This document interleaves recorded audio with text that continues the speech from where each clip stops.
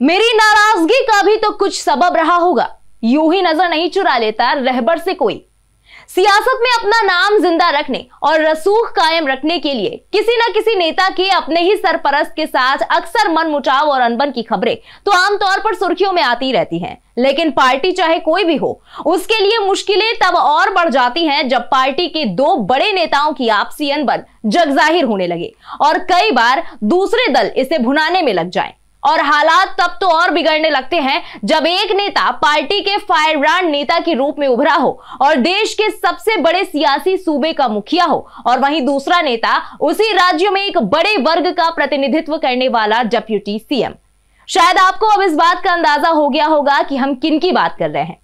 नमस्कार, मैं हूं अर्जिता और आप देख रहे हैं जनादर्श भारत। और आज हम बात करने वाले हैं ऐसे सियासी मुद्दे पर जिसको लेकर यूपी में कयासों का दौर काफी वक्त से चल रहा है और इसके एग्जाम्पल भी वक्त वक्त पर देखने को मिलते रहे हैं।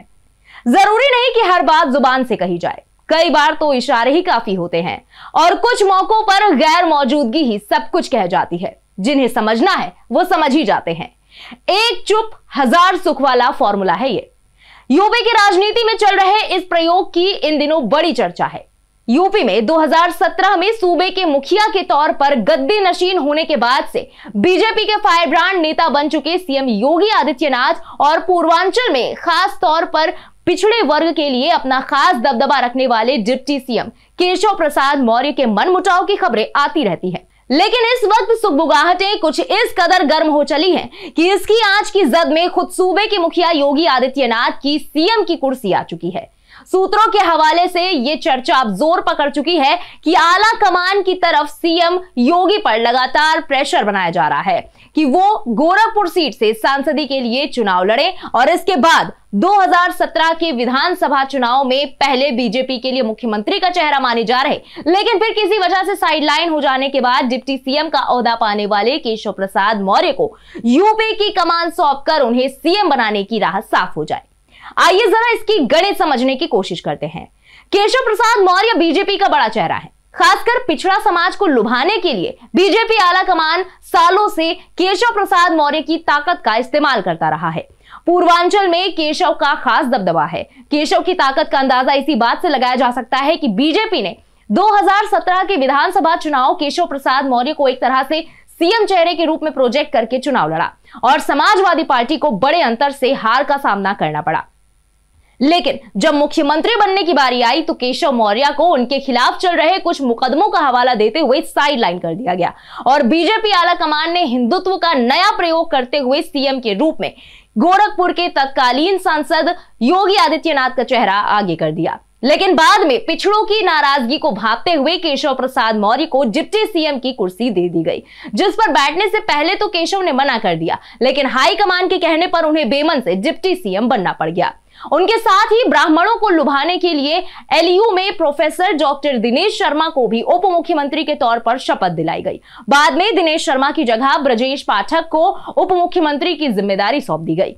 केशव डिप्टी सीएम तो बन गए थे, लेकिन इसके साथ ही उनकी मुख्यमंत्री योगी आदित्यनाथ के साथ ट्यूनिंग नहीं बैठने की खबरें भी सामने आने लगी। केशव प्रसाद मौर्य और योगी आदित्यनाथ का कालिदास मार्ग पर सरकारी आवास भी अगल बगल था, लेकिन दोनों के बीच मुलाकात नहीं होती थी। हद तो तब हो गई जब केशव प्रसाद मौर्य के पिताजी का निधन हो गया और सीएम योगी आदित्यनाथ को उनके आवास जाकर शोक व्यक्त करने में हफ्ते भर का वक्त लग गया। इसके बाद तो अक्सर ही कुछ महीनों के अंतराल पर योगी और केशव के बीच मनमुटाव की खबरें आम होने लगी, जिसको समाजवादी पार्टी के प्रमुख अखिलेश यादव ने भी खूब हवा दी। अखिलेश डिप्टी सीएम को स्टूल वाला उप मुख्यमंत्री तक कहकर संबोधित करते हैं। यहां तक कि वो अक्सर कहते रहते हैं कि केशव अगर समाजवादी पार्टी में आ जाए तो सपा उन्हें सीएम बना देगी। इधर आजकल एक बार फिर से केशव प्रसाद मौर्य की नाराजगी की खबरें आ रही हैं। हाल ही में अयोध्या में सीएम योगी की कैबिनेट बैठक और इसके बाद अयोध्या में ही दीपोत्सव कार्यक्रम से लेकर अन्य कई सरकारी कार्यक्रमों में केशव प्रसाद मौर्य की अनुपस्थिति को केशव की नाराजगी से जोड़कर देखा जा रहा है। इसे लेकर सवाल उठ रहे हैं कि क्या यह महज एक संयोग है या फिर बात कुछ और है। आजकल केशव प्रसाद मौर्य के मन में चल क्या रहा है, इसे लेकर कई तरह के सवाल खड़े हो रहे हैं। केशव प्रसाद मौर्य पिछड़ा समाज से आते हैं और पिछड़ा समाज को लुभाने के लिए बीजेपी एड़ी चोटी का जोर लगा रही है। फिर केशव की अनदेखी क्यों हो रही है? इस सवाल का जवाब हर जागरूक नागरिक और बीजेपी के नेता कार्यकर्ता जानना चाहते हैं। केशव की नाराजगी या कहें कि पार्टी में उनकी अनदेखी के चलते राजनीति के गलियारे में यह चर्चा आम हो चली है कि बीजेपी क्यों किसी बड़े दलित या पिछड़ा समाज के नेता को आगे बढ़ा या पचा नहीं पाती। आज बीजेपी में पिछड़े और दलित नेताओं का पूरी तरह से अभाव है। जो एक दो दलित या ओबीसी नेता सामने दिख भी जाते हैं तो उनकी अपने समाज में पैठ ना के बराबर है। तो वहीं तमाम किंतु परंतुओं के बीच सोशल मीडिया से लेकर सत्ता के गलियारों में तरह तरह की बातें हो रही हैं। खुद बीजेपी के खेमे में भी इस बात को लेकर कई तरह की अटकलें लगाई जा रही हैं। पूरे मामले में केशव प्रसाद मौर्य खामोश हैं। यह भी कहा जा रहा है कि उनको फूलपुर से लोकसभा चुनाव भी लड़ाया जा सकता है।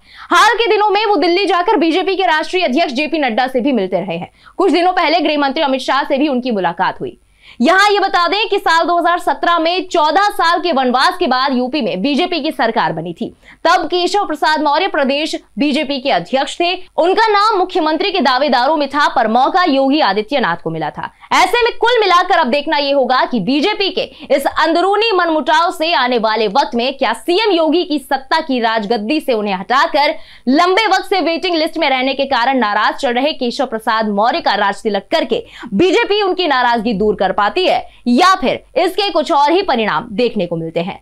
फिलहाल इस पूरी रिपोर्ट के बारे में आपका क्या कहना है, कमेंट में अपनी राय जरूर बताएं। बने रहे जन आदर्श भारत के साथ। हमारे यूट्यूब चैनल को सब्सक्राइब करें और फेसबुक पेज पर हमें लाइक करें। जय हिंद, जय भारत।